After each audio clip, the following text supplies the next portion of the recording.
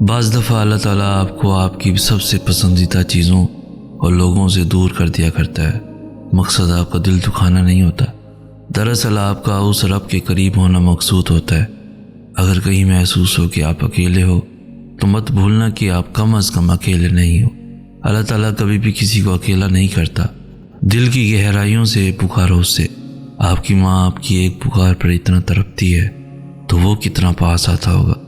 کبھی امید نہیں کھونی، کبھی اداس نہیں ہونا، کیونکہ وہ کبھی امید توڑتا نہیں ہے۔ وہ دلوں کو جوڑنے والا ہے، وہ رحیم و غفور ہے۔ میرے پاس کچھ نہیں ہے اس رب کے سوا۔ مجھے نہیں پتا میرا مستقبل کیا اور کیسا ہوگا، میں کب کہاں ہوں گا، کن کے ساتھ ہوں گا، مجھے نہیں پتا۔ میں اندھیری وادی میں چل رہا ہوں، مگر ایک بات بتاؤں، کوئی ہے جو مجھے چلا رہا ہے۔ میں آج اپنی زندگی کے جس مقام میں، جس تاریخ میں سانس لیتے ہوئے یہ تحریر لکھ رہا ہوں، مجھے یہاں وہ میرا بادشاہ لایا ہے۔ میرے پاس اس کا تعارف ہے۔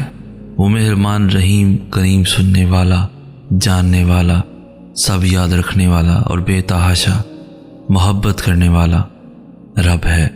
اور اس تعارف کے بعد میں بس اتنا چاہتا ہوں کہ وہ مجھے تنہا نہیں کرے گا۔ مجھے دعائیں اس نے سکھائی ہیں، میرے دل کی طرف اور سجدوں کے آنسوؤں سے وہ واقف ہے، تو پھر وہ مجھے دے گا سب، چاہے جتنا اندھیرا آئے۔ میں جانتا ہوں وہ ہے، وہ میرے پاس ہے، اور وہ میری سب خواہشات ضرور مکمل کرے گا۔ وہ میرا بہت پیارا مالک ہے اور مجھے اس سے محبت ہے۔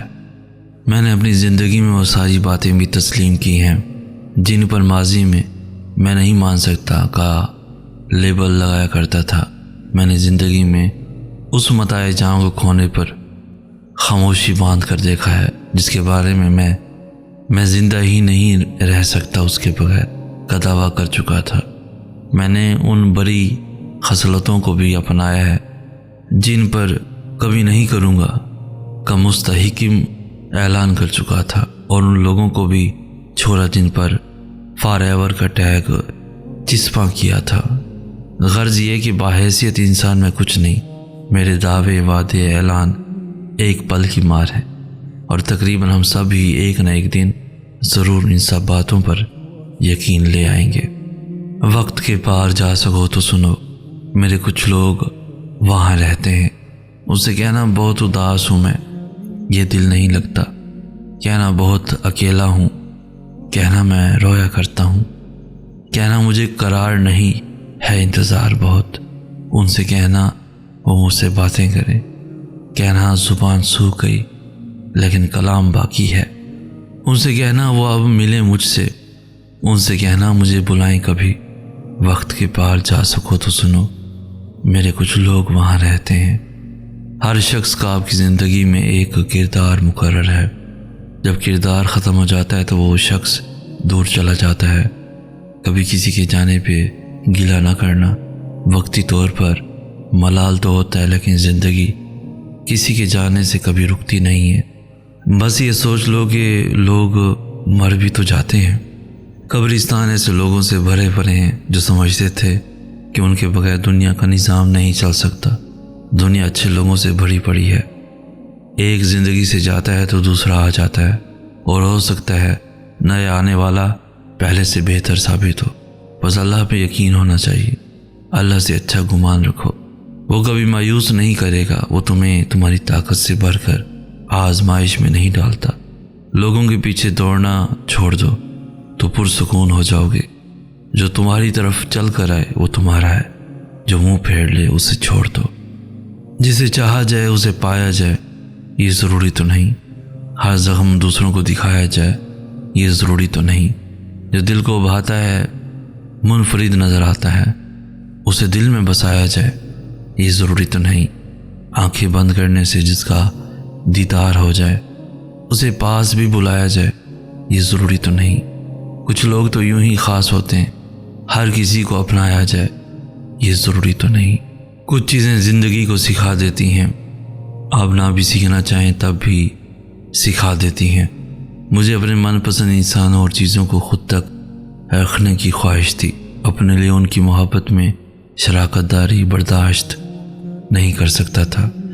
پھر حالات ایسے ہوئے کہ میں سمجھوتا کرنا سیکھ گیا، اور اس کے بعد زندگی نے مجھے آرٹ آف لوزنگ سکھانا شروع کر دیا۔ میں نے ایک ایک کر کے جان سے زیادہ عزیز تر چیزوں اور لوگوں کو کھونا شروع کر دیا۔ اور تم کہتے ہو کہ میں تمہیں کھو کر پچھتاؤں گا، تمہیں یاد کر کے روؤں گا، تو سنو، ایسا نہیں ہوگا۔ میں کھونے کا ہنر سیکھ چکا ہوں۔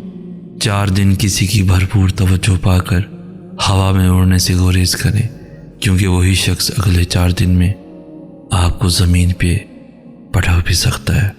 زندگی نے بہت کم وقت میں بہت کچھ سکھا دیا، مگر ابھی بھی اسے ایک لمحے کو بتانے کا فن نہیں آ سکا کہ جب بے تحاشا ہنستے ہوئے اچانک ہی آنکھیں بھر آئیں، یا بہت بڑے ہجوم میں اچانک تنہائی گھیر لے، یا بڑے پرجوش طریقے سے خریداری کرتے ہوئے اچانک ہر چیز بے معنی لگنے لگے، یا ایک مکمل منظر کسی بڑی محرومی کا احساس جگا دے۔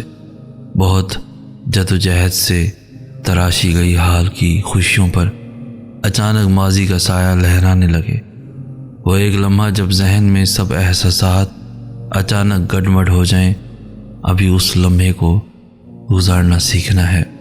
کبھی کبھی میں اس دل کو سمجھا لیتا ہوں کہ جو چلا گیا ہے وہ اچھا نہیں تھا، وہ بہتر نہیں تھا، تبھی دور کر دیا گیا مجھ سے، اور تب ایسا لگتا ہے جیسے صبر آ گیا ہو، مگر پھر اگلے ہی لمحے کچھ نہ کچھ ایسا ہو جاتا ہے کہ دل پھر سے اسی پرانی یاد کی گرفت میں آ جاتا ہے۔ پھر یوں لگتا ہے جیسے وہ صبر بس غم کا ایک چھوٹا سا وقفہ تھا۔ پھر دل اللہ سے ضد کرنے لگتا ہے، اللہ سے پھر سے وہی چیز مانگنے لگتا ہے، اور پھر سے اسی قرب میں مبتلا ہو جاتا ہے۔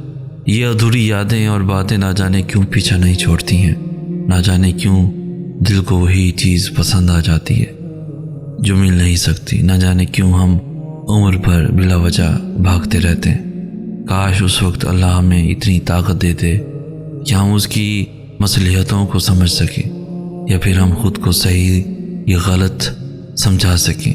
لیکن اگر ایسا ہو تو آزمائش کیسے ہوگی، ہمارے یقین کا امتحان کیسے کیا جائے گا؟ اس لیے کبھی کبھار کچھ برا ہونے میں بھی ہماری بہتری ہوتی ہے، کیونکہ وہ چیز ہمیں بری لگ رہی ہوتی ہے، لیکن اللہ تو سب جانتا ہے اور وہی صبر دینے والا ہے۔ آئے رب کائنات، اس بےتاب نفس اور کمزور جسم پر رحم فرما، اس لیے کہ جو تیرے سورج کی تپش کو برداشت نہیں کر سکتا، وہ تیری جہنم کی آگ کو کیسے برداشت کرے گا؟ جو تیرے بادل کی گرج سے کانپ اٹھتا ہے، وہ تیرے غضب کی آواز کو کیسے سن سکتا ہے؟ وہ تیری ناراضی کا سامنا کیسے کرے گا؟ جسے تیری رحمت اور پیار کی عادت ہے، وہ تیری ناراضگی کا سامنا کیسے کرے گا؟ یا الہی، اے میرے رب، ہمارے حال پر رحم فرما اور کرم فرما، اور ہم سب کو معاف فرما، اور ہم سب سے راضی ہو جا۔